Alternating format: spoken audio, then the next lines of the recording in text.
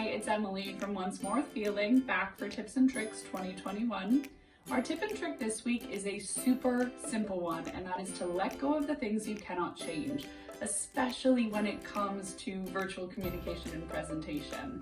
It's been coming up a lot in our workshops and one-on-one coachings where someone is really making an effort to change or enhance their communication skills, and they keep running up against something that is really outside of their control, like their Wi-Fi freezing sometimes or not being perfect, or an aspect of the company culture that really maybe doesn't mesh with their approach or personality.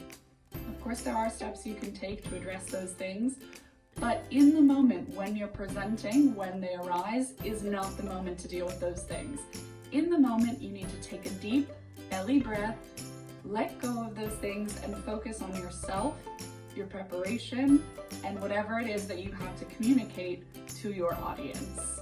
I know it's super simple, but it even helps to sometimes write that phrase on a Post-it note and put it by your computer so you can remind yourself of it when you're having a bit of a moment.